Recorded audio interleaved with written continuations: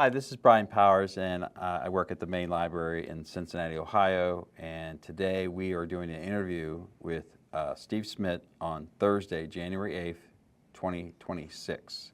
And Steve is a local jazz musician. Steve, can you introduce yourself to us? Yes.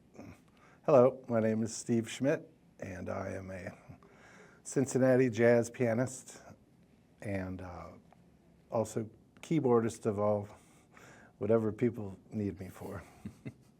A hired gun, if you will. Steve, can you describe your music and your playing style to us? Well, I guess generally, I'd say it's straight ahead jazz, acoustic jazz. I mean, that's primarily what I'm known for. So, but yes, and I guess people have gotten to know me through having played at the Wisp for a number of years, and so that's all straight ahead jazz. Meaning, I guess you'd say, music based starting in the swing and then bebop era. But yeah, bebop and post bebop, so 50s, 60s kind of thing. That's where the whole sound started. So that's the kind of music, I guess, that I've fallen into. No, I do love, but as I said, I do love all kinds of music. And the more I play jazz, the more I love all kinds of music. And I've always thought that jazz was a kind of music that both took from lots of different streams and then also fed back, into other genres. So. Let's go back to your early years. Are you from the Cincinnati area? Yes. So I was born and raised in Cincinnati. I grew up in Clifton. Was born at Good Samaritan Hospital, and actually my father was a doctor. He was an OB/GYN doctor who had his own practice and then eventually became the head of the department of OB/GYN at Good Sam. So, I mean, partly for that reason, that's why we were living in Clifton. So yes, I grew up in Cincinnati and I've lived here all my life. I had thought about moving. I guess, the place to move for music is either LA or New York. And I thought New York seemed more real, more, hipper, if you will, less commercial than LA. So I had thoughts of moving to New York, but mainly there was just so much going on here in Cincinnati that I was doing. And so it's partly that, and yeah, a little bit of just, laziness or fear or whatever. It can get comfortable here, Right. So I want to talk more about that, about the music scene here in Cincinnati in a little bit. But I was interested to know, in your household, was there a lot of creativity in your household? Were you introduced to music? To a degree, really. Generally, there wasn't much music played around my house. Like, my parents didn't play records. They didn't sing songs. I read interviews and hear, people that are great musicians that grew up, they're introduced to all this stuff by their parents. I mean, that wasn't the case, and I don't regret it or anything. It was the way it is, or the way it was. But that being said, my father did play piano. He grew up playing piano and singing, in high school and college. But he would, as I said, he was a busy doctor, and maybe 2 or 3 times a year he'd sit down at the piano and sing a couple tunes. He had some novelty songs he would sing, like "Ice Cream, You Scream, We All Scream for Ice Cream," And then this scary song called "The Ballad of Anne Boleyn," of her getting her head chopped off and stuff like that. So anyway, that was about the only music. But there was sort of a consciousness of we weren't encouraged, or they didn't make us take piano lessons, but I guess, maybe encouraged. And the rule was, if you want to play any instrument, you have to take piano lessons first, which I think is a good thing, So I don't even know why I did, but I took piano lessons, maybe just because, my sister especially my older sister, she took piano and she played a bit around the house. So, but I took 2 years of piano lessons in grade school, but really was not interested. You know, it was just sort of, I did it just because, I don't know. But it really didn't grab me. I was more into sports in grade school. So I took piano lessons. It sort of introduced me to the piano. I didn't get very far at all, really. And then I quit, you know. And it wasn't until, say, 8th grade or going into high school that I started just becoming more conscious of popular music and records and stuff. And that's when I started, just having a natural appreciation for music. Didn't you play guitar? So yes, it was guitar that a friend of mine, I had several friends, I guess, around Clifton that played, but really the main one is a good friend of mine who I still communicate with all the time, named E.J. Glazer. And E.J. went on to play, or I mean, he always played, he was just a good guitarist and singer and stuff. And I was at his house one day and sitting in his bedroom, and he was playing, and it was just great. And I remember I woke up the next morning, and it was maybe the only like eureka moment I've had in my life, you know. But I remember waking up the next morning and lying in bed and just saying to myself, like, wow, you should play guitar, or, you know, like I want to play guitar. It was just, you know, and I don't know, this thing just, it was, So EJ was a big inspiration, and he still is. No, and just another sideline. He's the father of Nikki Glazer, who's become like a, you know, famous comedian nowadays. Going to be hosting an award show. Right, she's going to be hosting the Golden Globes, and she just like next week for the second time. Yeah, and she just hosted Saturday Night Live about a month ago, and she's like big time. But anyway, so the Glazers, they grew up in Clifton, and so anyway, I'm just saying EJ was really the big inspiration for me to start playing guitar. And now I was thinking about this today as I was coming here or before. I guess it was just the pure, like it wasn't, the thing that made me want to play music was not seeing somebody on a big stage or in a big venue and like, wow, you know, the glory and the whatever. It was just like seeing my friend play in the bedroom, and just, it was just a natural, cool thing to do, and a form of expression, you know. So I feel lucky that, you know, I guess, you know, I don't want to. Did you guys start a band? No, we didn't.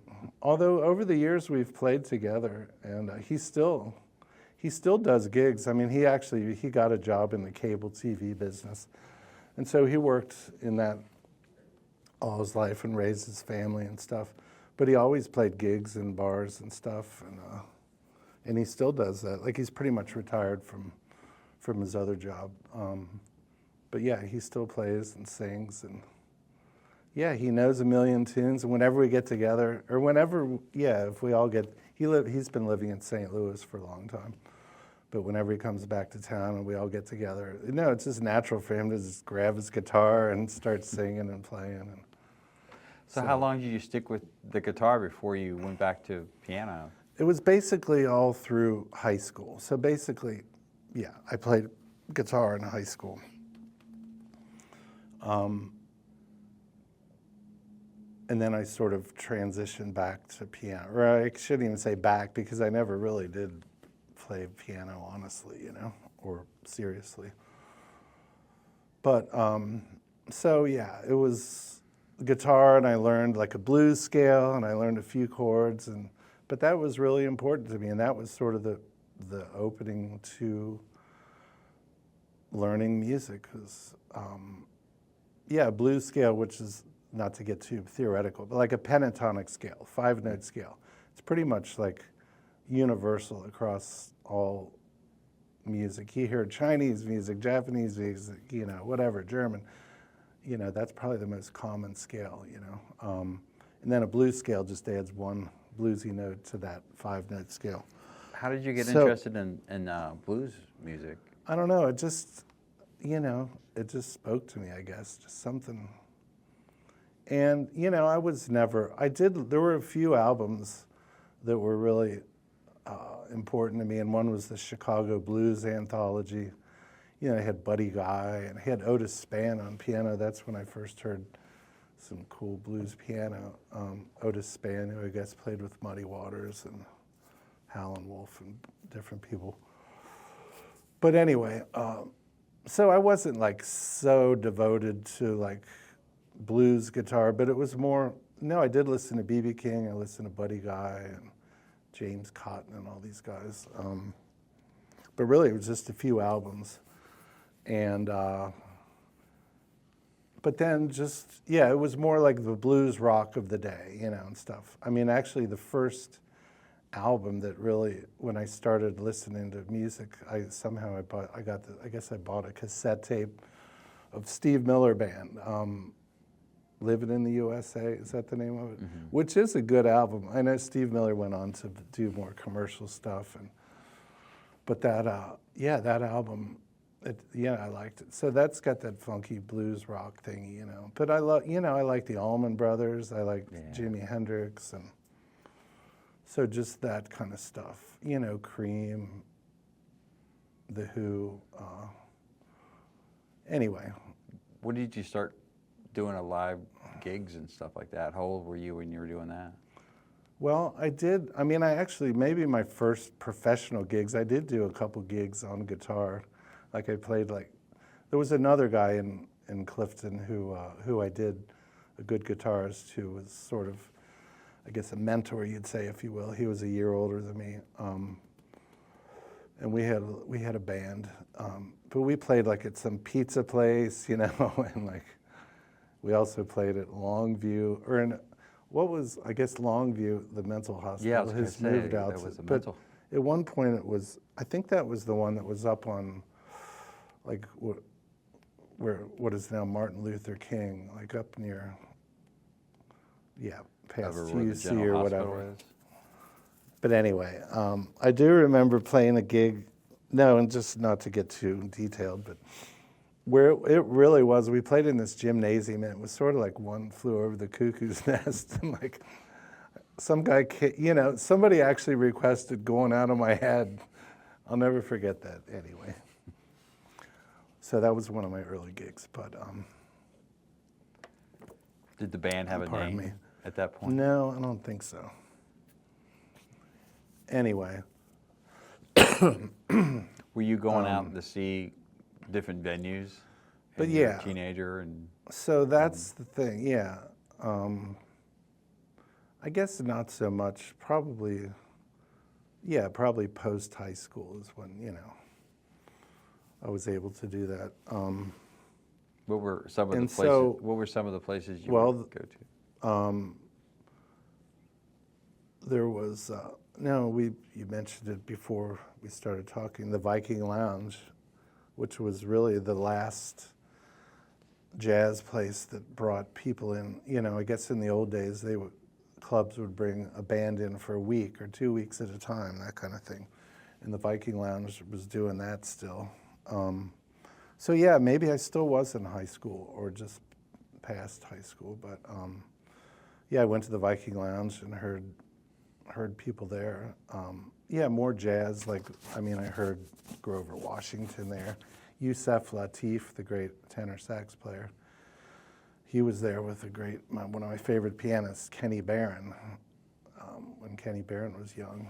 I heard lots of different jazz. In Jack McDuff, the great organ player, I heard him there.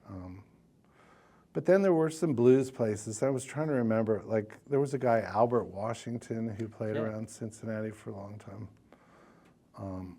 And it was I was trying to think of the club.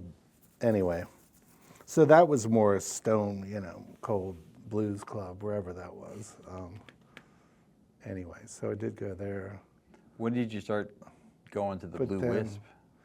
Well then, this was way before the Blue Wisp was open. So there were other places when I first started, and basically my transition from blues into jazz, you know, I started listening to either through friends, but also through WNOP radio, which was a really big influence on all of us, which, this great AM jazz station that was on from dawn till dusk. Wasn't it the Jazz Arc? Yes, so 7:40 AM, and most of it's it started in Newport, and then later moved somewhere else. But yeah, when I was listening to it, and they were in these old oil drums, these big oil drum kind of things floating on the river right next to shoot, I forget which bridge it is. Not the Brent or not the. I think it's the one that's the People's Bridge now. Right. Whatever that was called. Right.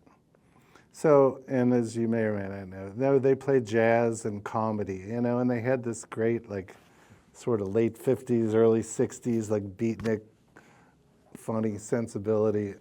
Their disc jockeys and the comedy they played, because they played lots of Jonathan Winters, and there was a great comedy duo, Hudson and Landry. Oh, yeah. So they interspersed jazz with comedy. So that was a big influence here, and that was some of the first jazz I heard just driving around in the car and turning on WNOP. So I was attracted to the more bluesy kind of jazz, Kenny Burrell, great guitarist who is still alive. He was sort of a big transition bridge from blues to jazz,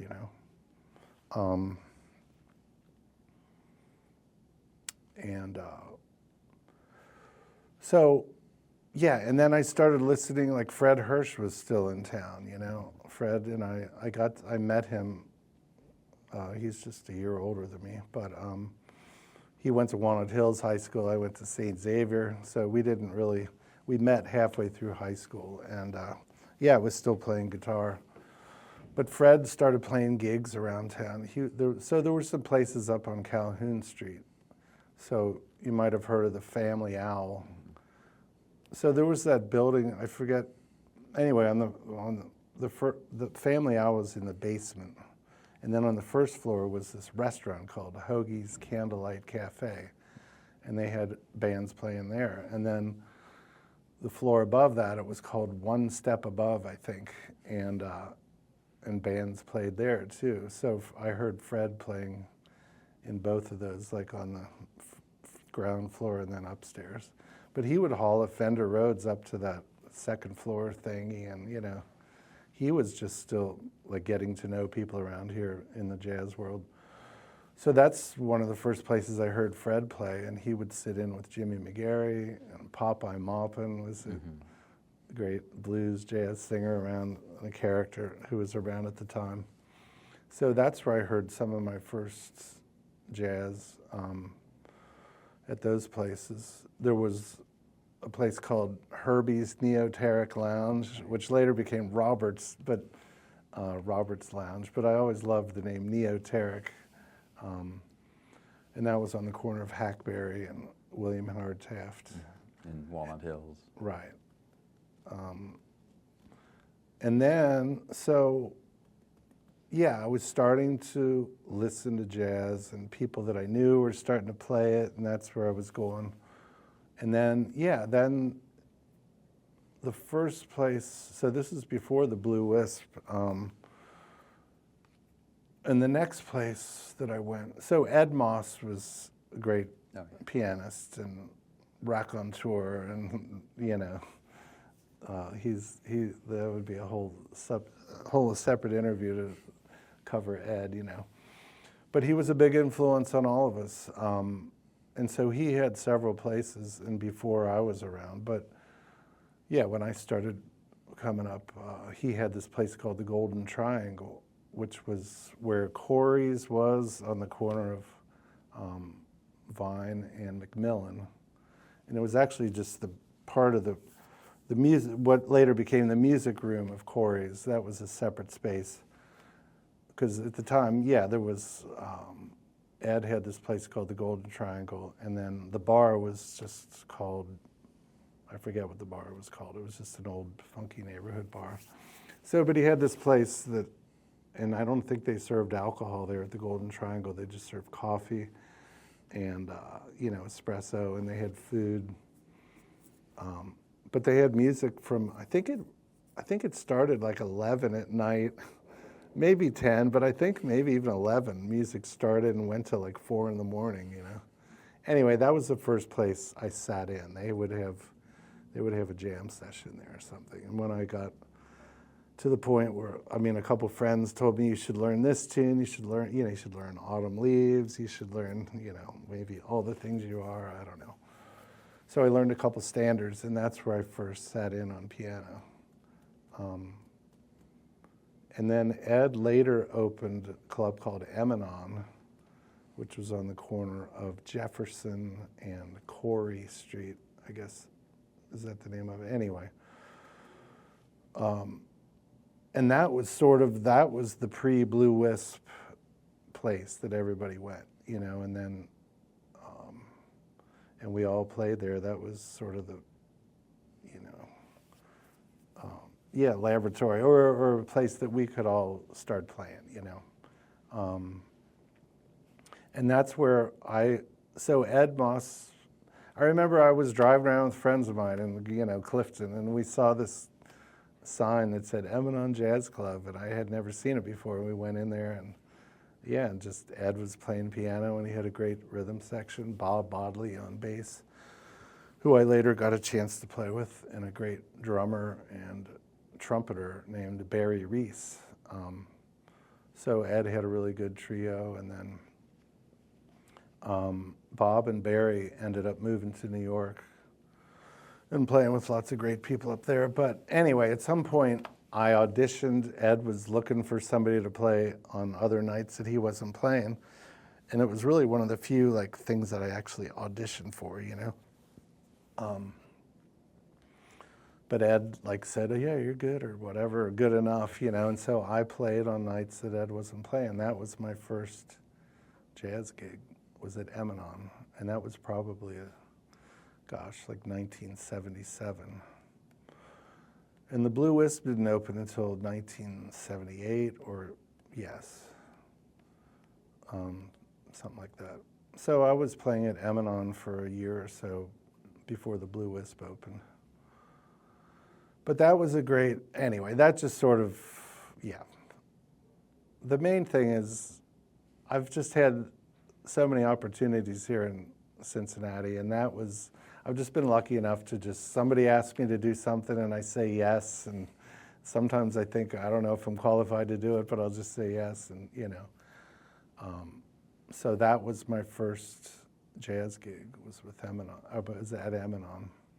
And not too long, like 79, you recorded an album with some people. Can you talk about Leaving Blue? Before we do that, I do want to say, because this is important Cincinnati-wise, before the Ed Moss influence and everything and that whole scene, I was lucky enough to be introduced to Jim Anderson, great bass player. And Jim and Bobby Scott was his good friend and great drummer. And they had a band called Cohesion. But the first, when I first started playing piano seriously, or decided I was going to try to play piano, a friend of mine, a guitar player who moved onto my street in Clifton, his name was Bob Bunnan, and he was a really good guitar player. We put a band together. That was the first band that I actually played keys in, because I told Bob, I was like, well, I'd like to play guitar too. He's like, no, you're playing keys. And so anyway, that was the first band that I played in. But through Bob was the one who said we should go down to the Arts Consortium, this place down on Lynn Street that taught classes and stuff. And so Jim had this jazz class, and Bobby Scott was always there too. So that was really my first feeling of what it was like to play jazz, real jazz. And to this day, I'm so grateful that I got to play with Jim Anderson and Bobby Scott, because they let me know what the feeling of swing, of groove was. And really, I give those guys credit for opening that up in me, because it is important for people to feel what it's like to play with good musicians, mean, it's one thing to go to college and play with peers, and that's great. But yeah, just to play with the real cats and like, so that was, I just wanted to mention that. The pre-Ed Moss influence, it was Bobby Scott and Jim Anderson.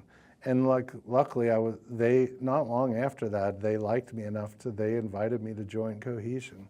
So I played with them around town, and that was a great thing. No, and speaking of places, like we played there was a place down on Lynn Street called Parktown Cafe. No, and just I was like the only white person in there. I mean, I think I was the only white guy in the band too, but it was great to play for black people, and not to sound like, I don't know. I mean, I totally felt comfortable, and they made me feel comfortable. And it's just, it was a great experience to play with those guys. And so the Parktown Cafe, that was a cool Cincinnati place that had music.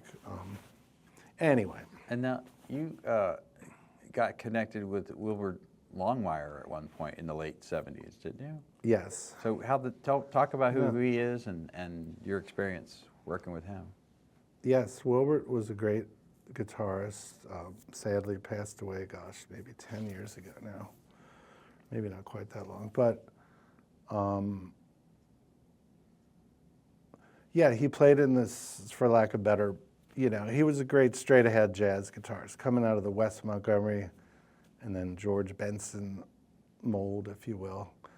And I think George Benson got his start playing with Jack McDuff, the organ player I mentioned before. And Wilbert played with Jack McDuff, I don't know if it was directly after George Benson, but maybe not long after. So yeah, Wilbert had this national reputation, and he had a recording contract on it. There was a label called World Pacific. I think that was the first like major or national record contract that he got.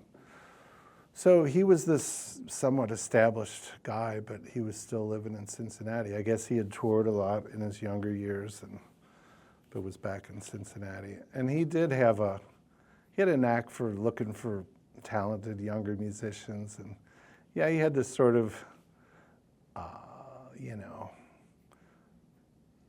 a good, uncle kind of thing, or somebody who gathers people together and I mean, there was a certain, he liked to talk. He had a certain ego, and he liked to let people know that, how good he was and stuff. But no, I shouldn't say that, but I guess I just did.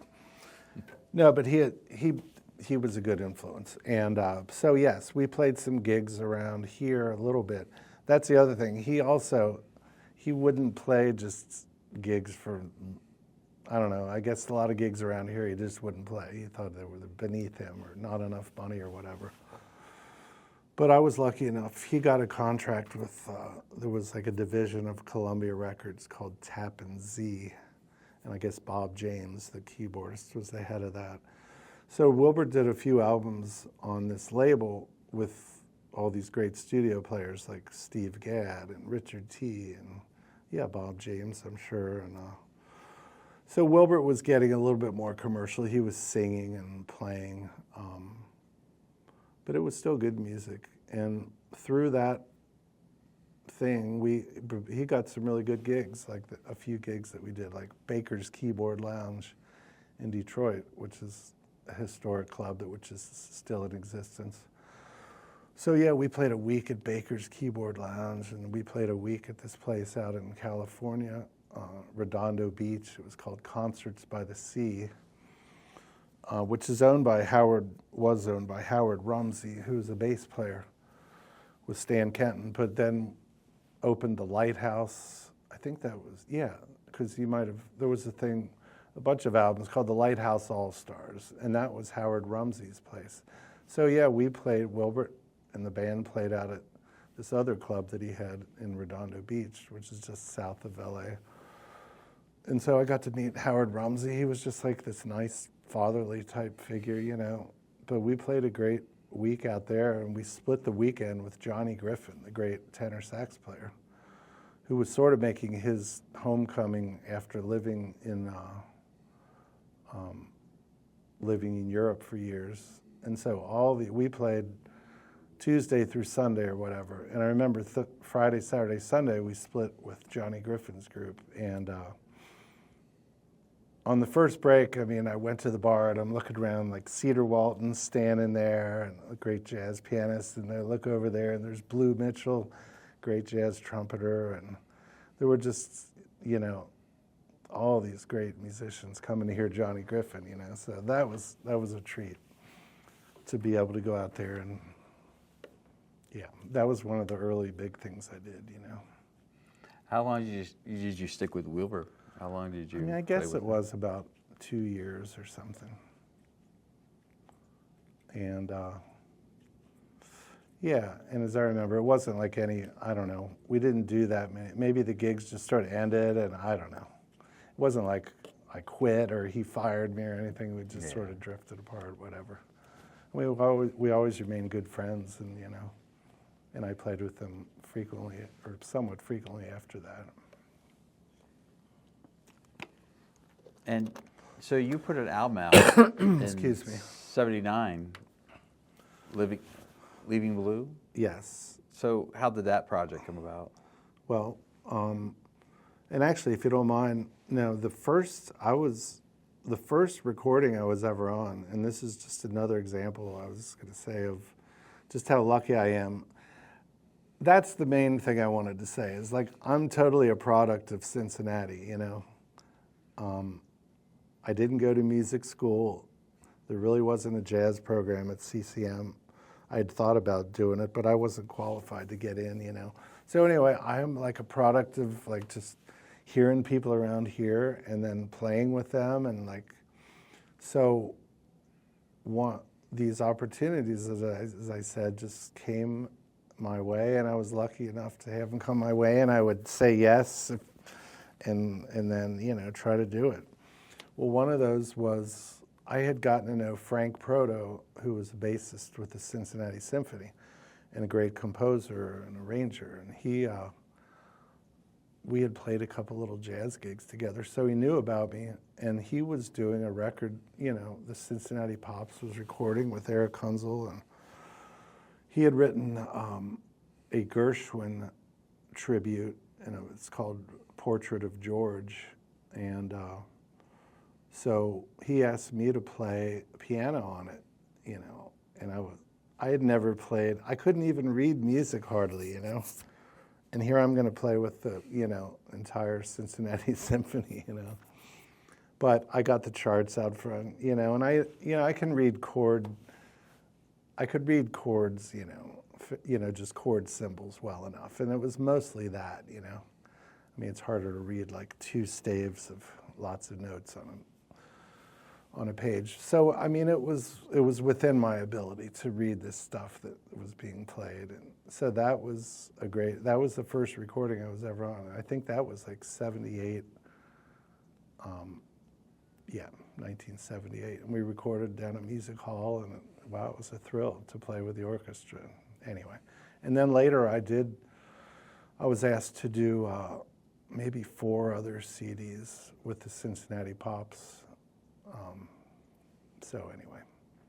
You did one with Doc Severinsen from Yes, The Tonight Show, right? Right, there was a Doc Severinsen album. There was one called Big Band Hit Parade, which had all these great soloists, Eddie Daniels on clarinet, Jerry Mulligan on baritone sax, Buddy Morrow, great trombonist, Doc Severinsen on trumpet, and then Dave Brubeck on piano, but he was just there to play. I did like all the ensemble stuff, and Dave Brubeck just played a couple solos, you know, but I was like sort of the rhythm section pianist. And the rhythm section was Ray Brown on bass, thank you very much, the greatest bass player. And then Ed Shaughnessy, the drummer from The Tonight Show, he was on drums. So the rhythm section behind the orchestra was me and Ed Shaughnessy and Ray Brown, you know. And Cab Calloway also sang on it. It was like a thrill to see like the legend Cab Calloway, and he was still singing great. So yes, that album was called Big Band Hit Parade, and that was a thrill. So, but the first recording that I was on was that Portrait of George thingy. But then, yes, about a year later, I don't know how. So Paul Patterson, great violinist and great player of all string instruments, because he's a whiz. He's a great guitarist. Plays good piano, banjo, mandolin, anything. Paul grew up in Clifton, just down the street from me. And I really didn't know him in grade school that much because, I was on the Catholic school track, and then there's the public school kids. And just, I guess it's natural anywhere. You just sort of hang out with the people that you go to school with. So I saw him around the neighborhood, I guess, but I never really knew him. And then later, probably in high school, he started playing with a band called Melange, which is a really good sort of country rock band, and I would hear them practice around Clifton, Jeff Seaman, a great guitarist who's now in Nashville. Jeff was playing guitar. So that's the first time I really heard Paul play. And then, yes, later we got to know each other somehow. I forget how we even first met, but, we decided to put a band together. So it was Paul on violin, me on piano, and then Michael Scharf on bass, and Mark Wolfley on drums. No, Mark was also a Clifton guy who I had known. He just played here over the summer. Did he really? With the Poptet. Okay. Yeah, Mark and I still play together frequently. He's great. I love him. So we started this little band, and I guess one of the features was, a fair amount of original music. So I had a few tunes, and Paul had some tunes. So we decided to record. It was really Paul's idea, I think, to go into the studio and record a couple of originals. So we went to QCA, which was down on Spring Grove Avenue, and recorded a couple tunes. And there were some guys in town, two guys that had started like a record label called Thrust. And I don't know if we were the first or maybe they had an album. Jimmy McGary did an album on Thrust. Maybe that was the first one. So I guess they were sort of looking around who could they record. And we had already recorded a couple tunes, but they had heard us playing around town, and so they offered us, a little record deal or whatever. And so we finished the album at another studio on the west side called Counterpart. So it was Paul's idea really to start recording, and then these other guys that, provided the push to finish it, make an album. So, and I'm really proud of that. It turned out really well, and it's, to this day, I still like that album. So that was the first real, my album or our album. The Cincinnati Pops is one thing, but that was a more personal thing. Did that album help you get gigs or anything? Did the band maybe be able to do much, put the album out or anything? I mean, maybe a few gigs around town. I don't know. We did play up at Shipley's. Shipley's originally was on McMillan Street, but then it moved over to Short Vine. So when it was on Short Vine, we had a weekly gig at Shipley's. I guess that was the main gig, as I remember, that we had. Anyway. So eventually, the Blue Wisp opens up, and then there's a big band that's created, and you're one of the original members. Can you tell us the origin story of the Blue Wisp big band? Yes. Well, basically, and I was already playing at the Blue Wisp before the big band started. I could tell you how that happened or not, but anyway, for now, we'll just say, I was playing at the Blue Wisp maybe a year before the big band started. And it was with a bass player named Alex Searin and a drummer named Rhodey Hazelton. Anyway, so we played for a while as a trio. It was actually called the Alex Searin Trio. This was after Jimmy McGary started. Okay, I might as well go into that. Jimmy McGary was the first band, to play at the Blue Wisp. Actually, that's not true. It was this band called Crosswind who played a few gigs. They got it. And then Jimmy McGary's group. Before you talk about tell story, you mentioned Jimmy a few times, and he was a local saxophone player. Could you describe what he was like, his personality, I guess, and yes. where he fits into no, the and local he deserves, scene? yes. I mean, I talked a bit about Ed Moss being a big influence, but Jimmy really was even a bigger influence on a lot of us, and a lot easier to get along with than Ed, really. Jimmy was a great tenor sax player who could have gone anywhere. He was the guy who elected to stay here. I guess he had gone out and done some things on a national level, but chose to stay here and raise a family and stuff. Excuse me. So that's how I got introduced to the Blue Wisp, because he was playing, he had a quartet gig at the Blue Wisp, maybe, say Wednesday through Saturday, or Thursday, Friday, Saturday, one of those. But I remember on Thursday night, they had, what? Can you just, sorry to interrupt you, where was the Blue Wisp at that time? Okay, it was on Madison Road in O'Brienville.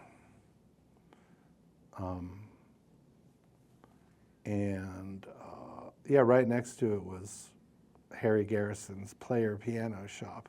No, and that's where the piano came from. Harry was kind enough to let us use a piano all those years. Anyway, but just for a second, Jimmy was just a great jazz sax player and a really warm, funny, beautiful guy. And, he was a big influence on a lot of us. I mean, Fred Hirsch has spoken at length about Jimmy McGary being a big influence on him. So he was, he could, if something needed to be said, he would tell you straight, But he was very welcoming and very warm. And that's when I first met him. He was playing at the Blue Wisp over there on Madison Road. And every Thursday they had a jam session. And so I went over. And it was great. I mean, it was packed. And the Blue Wisp was really thriving then. I think part of it was, I think there was no cover charge. And it was like, I don't know, people in Cincinnati like no cover charge, whatever. I guess you always get more people if there's no cover charge. But I just remember it being packed and exciting, and I got to meet Jimmy and play with him. And that's when Paul and Margie and Wisby, the owners of the Blue Wisp, heard me play. And they, so basically, that's how I got to be introduced to the Blue Wisp. And so Jimmy had they had some kind of falling out. And that's when Alex Searin got hired. And Alex asked me to play. So that was my entree to the Blue Wisp. And then Alex and Paul and Margine had some kind of falling out. So then it became my trio, And then John Von Ohlen had come on the scene, the great drummer, who had been out on the road with Stan Kenton and lots of people, and had moved back to Sunman, Indiana. John Von Ohlen was originally from Indianapolis. But when he got off the road with all those big bands and stuff, he chose to move sort of halfway between Cincinnati and Indianapolis, which was Sunman, Indiana. So anyway, I had met John. He had come and sat in at the Blue Wisp a couple times when he was in town. But I guess it was Alex who got him to play at the Blue Wisp. And because I remember playing a few nights with John and Alex. And that was the first time I really played, a night with John, and it felt like a very special, liberating thing. I mean, this great drummer who just made me sound even better than I deserved, kind of thing. Anyway, and then Alex left. I don't know what happened. So then, it became my trio, and I talked to John Von Ohlen, like, who should we get on bass? And we got Michael Scharf, So then I guess we'd been playing as a trio for a little while, and John, who has always been a big band aficionado, and that was his forte. I mean, he was a great small group drummer, but one of the world's best big band drummers, and he wanted to start a big band, and there was a great lead trumpet player in town named Don Johnson.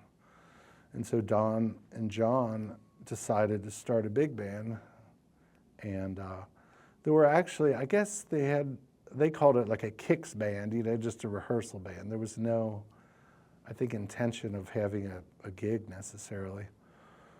So apparently they had at least one or two get-togethers, rehearsals, if you will, at some music store in town, which I was not a part of.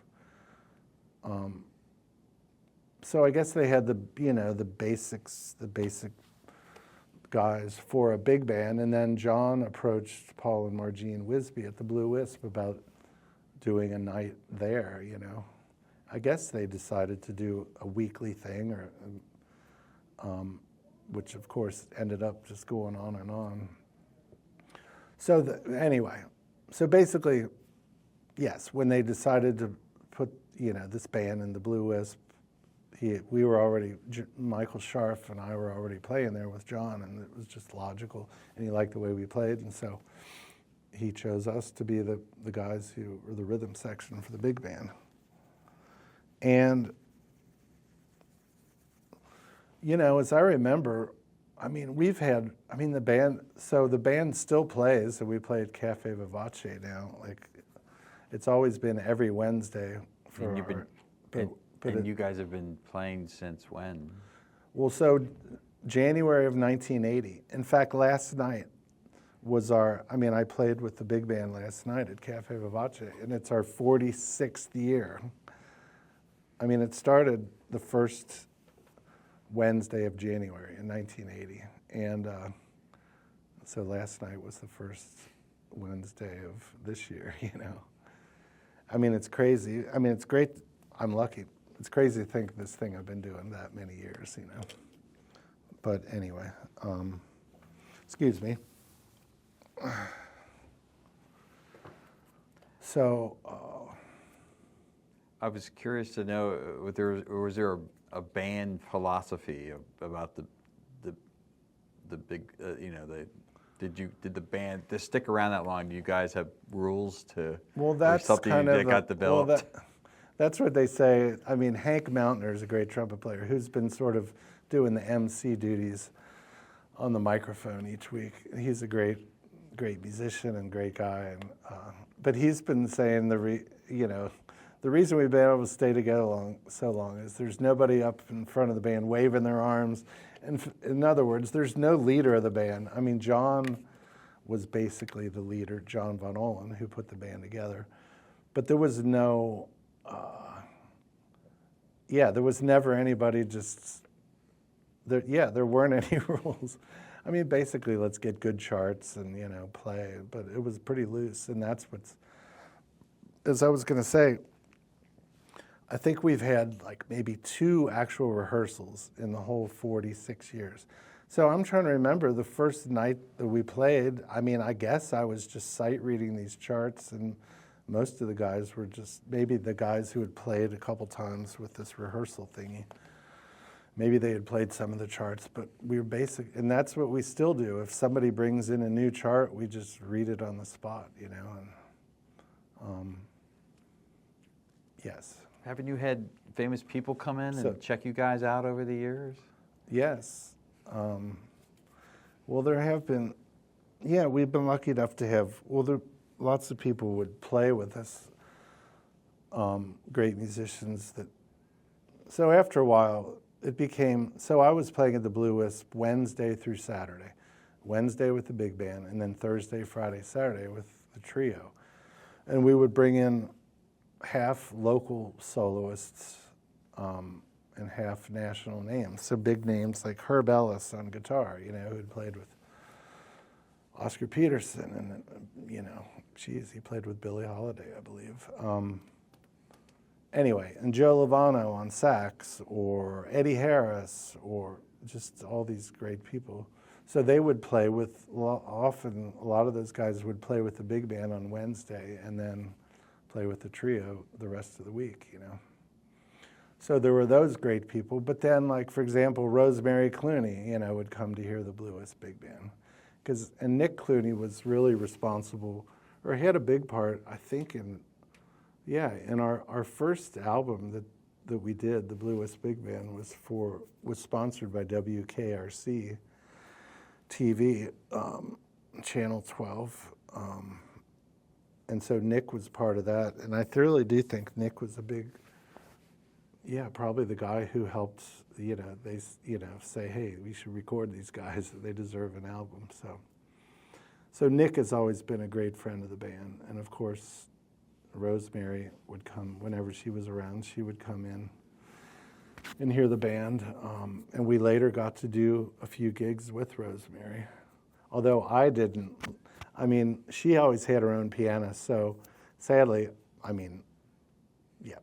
I would have liked to play with her, but it was great to hear her. Like, we would do a few tunes, several tunes out front, and then when she came to sing, her pianist would come and play with her. But it was great just to hear her with the band, and she was nice to me. She said good things to me about my playing and everything. But I remember Tony Bennett came in to hear us too, So that's another. Soupy Sales came into here.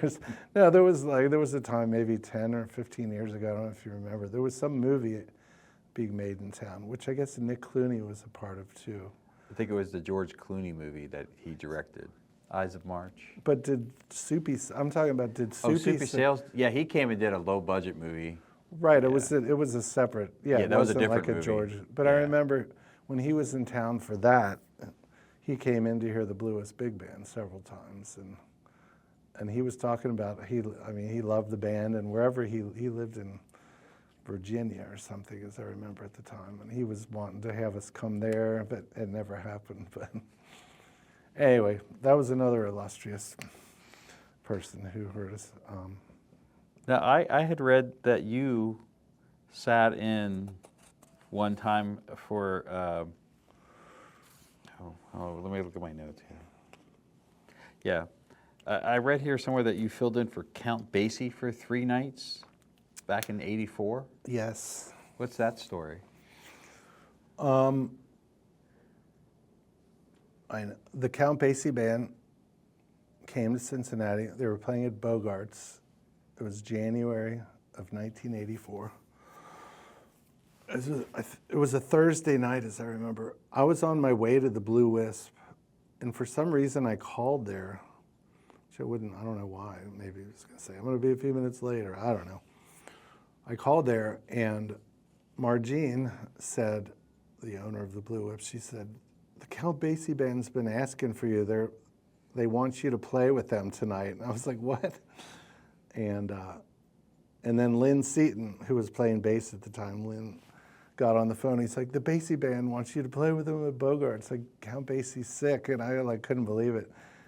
And then he's like, get over there. I was like, well, what about the gig? And he's like, forget it, we'll find somebody, So I didn't even have time to get scared or anything. And I lived near Bogart's at the time. So I just went over there. I had like crappy clothes on and everything.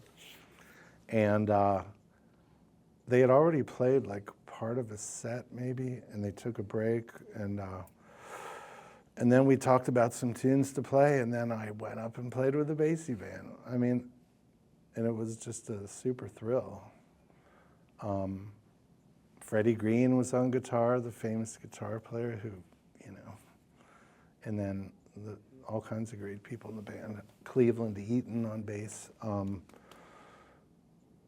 But luckily, through, having played with the Blue Wisp Big Band, and also there was a big band that Dee Felice started when Dee's opened in Covington. And so I had played, a fair amount of Basie stuff and listened to it. So luckily I knew a lot of the tunes that they played, and maybe I read a few charts, but no, it came off well, and it was nice. It was incredible to it's one thing to fill in for a sax player or something, to fill in for the leader of the band, Count Basie himself.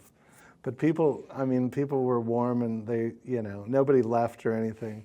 And to this day, I meet people that say, I was at that show, and, I mean, it was a really nice Cincinnati thing, you know. And Dale Stevens, the writer for the Cincinnati Post at the time, he wrote a nice article about it. And yeah, later on, like WNOP like gave me some little plaque and some pictures. I mean, stuff like that. No, and this, if I could say, this is an honor to be asked to be part of this, you know, the musicians that you're honoring on the stairs here. So that's another great thing that Cincinnati's, you know, lucky thing. That Yeah, well, we're Cincinnati's trying to been get nice these to me. trying to get these stories known, you know. Right. So. But anyway, if I could go on, yeah, I played that night, and then they wanted me to, they said, well, we'll call you. We were playing in Columbus tomorrow night at the Palace Theater, and we'll see how Basie is, you know. I thought he probably just had a cold or something, but. And so then they called me the next day and said, yeah, we need you to play.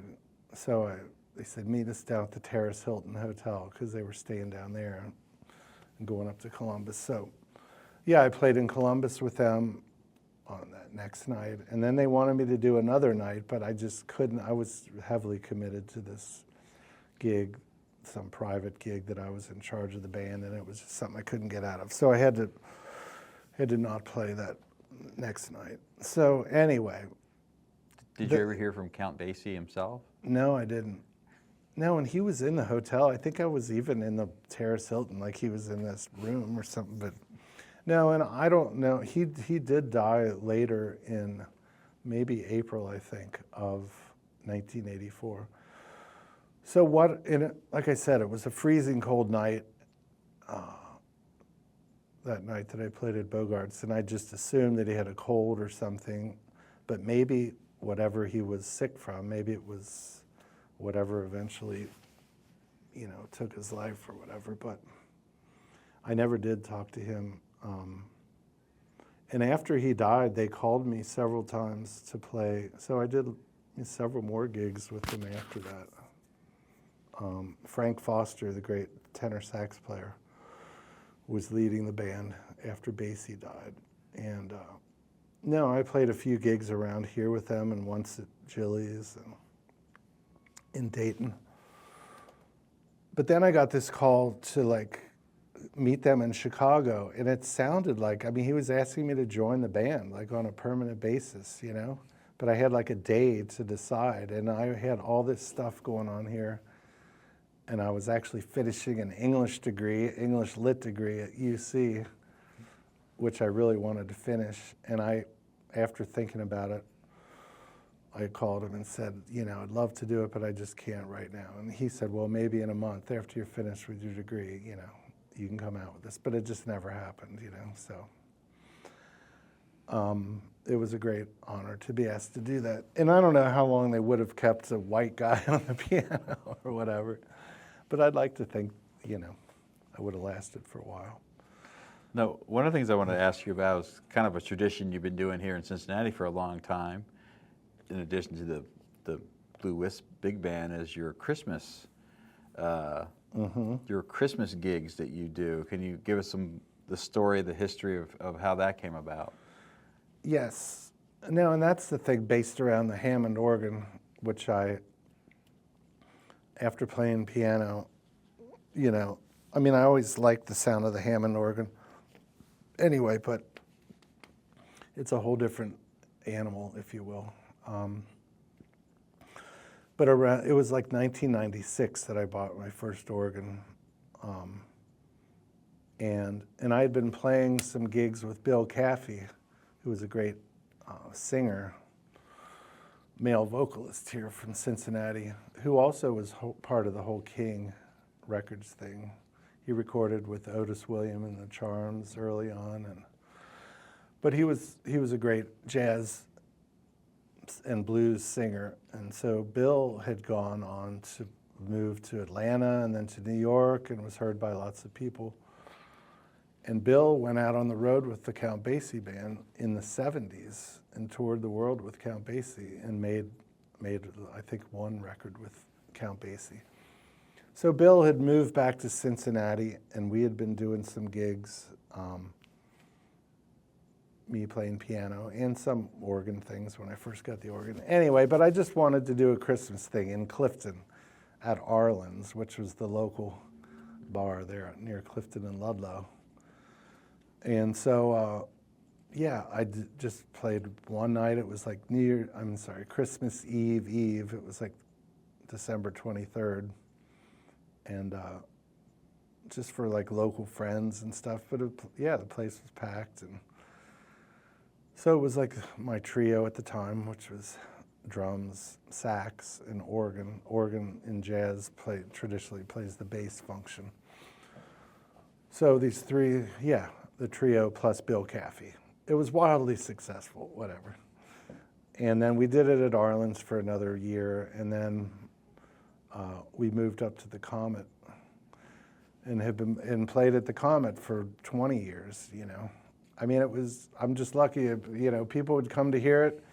It was like it achieved a life of its own, and it's still like that. And you do multiple nights now. Yes, because at the Comet, we ended up doing 3 nights. And then, when COVID hit, Cafe Vivace opened up earlier than, they did it safely and everything, half capacity and everybody wearing masks. But they started having music pretty early on.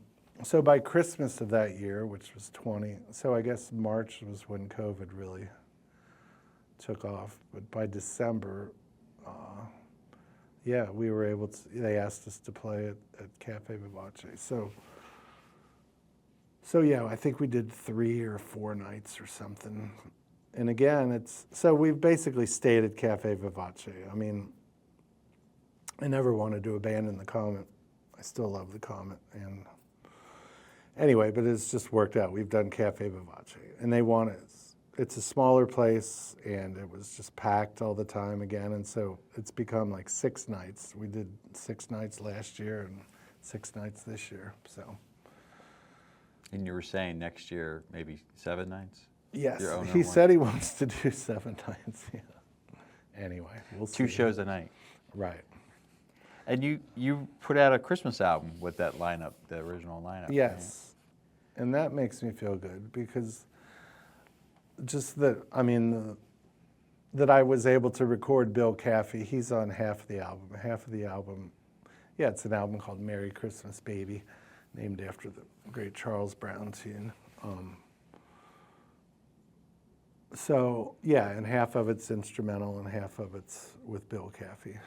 So I was just lucky to record him before he passed away. We also did, there's another album, somebody else, I forget who somebody sponsored a Bill Caffey album, which I played on. And Wilbert was on that album too. So anyway. Well, a song that you did that's on that album appears on a staircase, and it was an old King Records song, Christmas Comes But Once a Year. Oh, right. Is there a story about how you chose that song? Because you don't hear that song too often. Right. No, and that's the thing. Bill Caffey was the guy who suggested doing that, and I had never heard it, and I guess him being a King Records guy, Bill, partly for that reason, I guess Bill knew about that tune. So, that was Bill's suggestion to do that. And so I listened to it and learned it and sort of, we did it. Yeah, it's a good Christmas song. It should be more well known, I think. Well, thanks for mentioning that. So, we've got a couple more questions. So you put an album out called Red and Orange Album in 2005. How did that project come about? That, I owe a lot of credit to, so there was a young pianist named Alex Smith who went to CCM, grew up in Cincinnati, moved to New York, and Alex was always a fan of mine, if you will. He's a great pianist in his own right. But Alex was the guy who said, you should come to New York and make an album, and I thought, okay. And he helped me get the guys. I got these top-notch guys. Drew Gress on bass, who I had met. Drew had played with Fred Hirsch for years, and still does, actually. And then a great drummer named Jeff Ballard, who had played with Chick Corea, among other greats. so Alex helped me get Drew and Jeff Ballard, and so I mean, really, Alex was the guy who, prompted me to do that, and so I decided to do half original tunes and half standards, some arrangements that I did on some standards, and I don't know. I guess part of it you can get whoever you want if you give them enough money. No, I'd like to think they like the way I play it, or once they met me. But no, and I ended up. I mean, I paid these guys a decent amount. They'd probably charge like 10 times as much nowadays, but I was lucky to get them.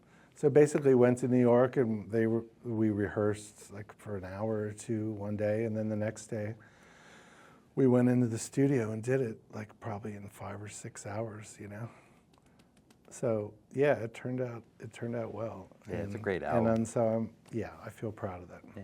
So I give Alex Smith was the guy, and Alex, he's gone on to play.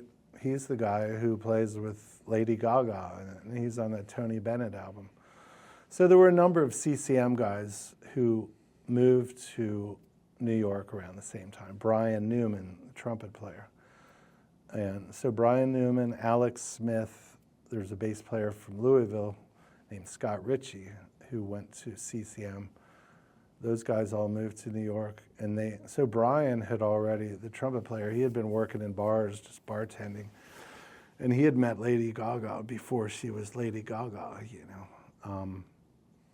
when she was Stephanie Germano or whatever her name is. So anyway, Brian was doing gigs around, this is too much information maybe, but I'm just saying, Brian would play gigs with Alex and these guys, and Lady Gaga would come and sit in and sing standards with them. And that's when that whole thing started. And then when she got this contractor to play with Tony Bennett and do this album, she stood up for her own guys. I mean, they wanted to use Tony Bennett's rhythm section solely, and she said, I want to use my guys too. So that's to her credit. She seems like a really good person that way. So those guys recorded that album and did a world tour and everything. So anyway, that's Alex, and he's still doing great stuff in New York. I just have a couple more questions because we're getting close to our time here. But I was wondering, how do you feel the music scene here in Cincinnati has changed since your early years? I'm not sure. Yeah. I guess my first thought is maybe there's not as many places to play as there were when I was starting to play. But then, I don't know. I'd have to think about that. Because there are, places close, but other places open up. But I guess that's generally true, that there are not as many places to play, or at least... devoted to listening, like Cafe Vivace is a listening place, the Blue Wisp was a listening place. There are a few, anyway, there are a lot of gigs that you're just set up in the corner of a restaurant, and that's, I take that for what it is. I'm not so a lot of people do gigs like that, but, well, on the good side, there are a lot of great young musicians who were playing around town, and like CCM, I guess I've seen that. I didn't go there, because it really wasn't happening when I started playing, the jazz program at CCM. But through Rick Van Mater and now Scott Belk, they've been able to attract lots of great students. So there are a lot of great people that are still around town, and some that have gone off to other places. But so it's now I've become the elder statesman, and I see these young guys that were like me when I was, but there are a lot of really good musicians. So in a way, there's more younger players around, maybe. I don't know.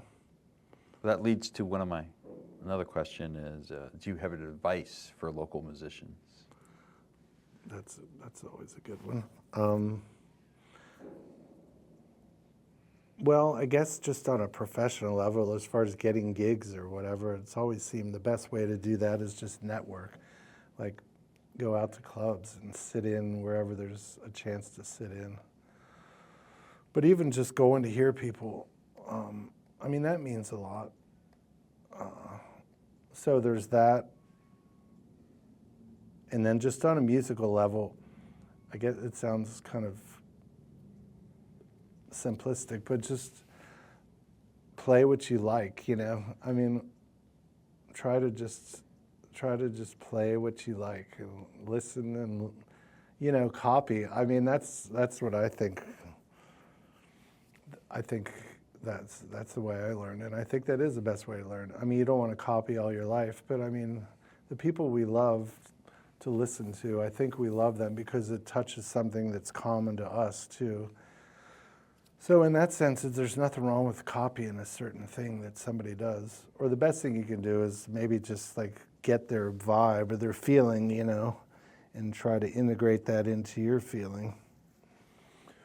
So anyway, those are two. Just try to hang out and network and sit in with people. And then as far as just learning how to play, just listen to all the stuff you like and try to learn as much and play what you like, you know.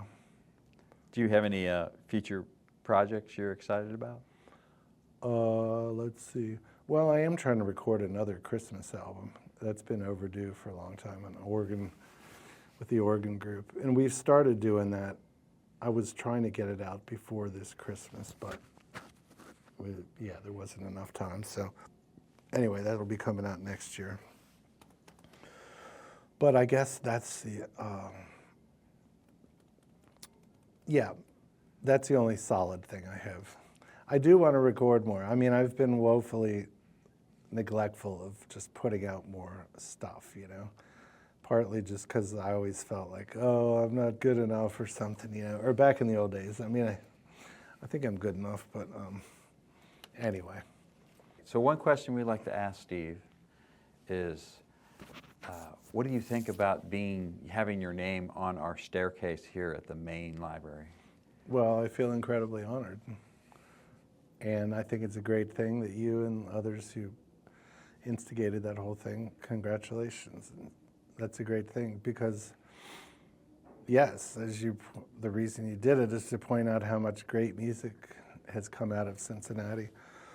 So I'm honored to be a part of that, and thank you. Just as I said, I've been honored, I've been grateful, lucky to be part of Cincinnati, just coming up and playing with all the people that I have and all the opportunities, and this is just another one. So thank you so much for that. I feel very honored. And yes, to play a couple weeks ago, to do a little piano concert there in front of the stairs was really nice. And then just to be able to do this interview, and I appreciate it. Thank you. And I just want to bring up this. You had mentioned before the interview that you actually knew one of our board members, Mr. Nolan. Yes. Back in the day. It just did pop into my head for some reason. Yeah, so John T. Nolan, I guess is his full name.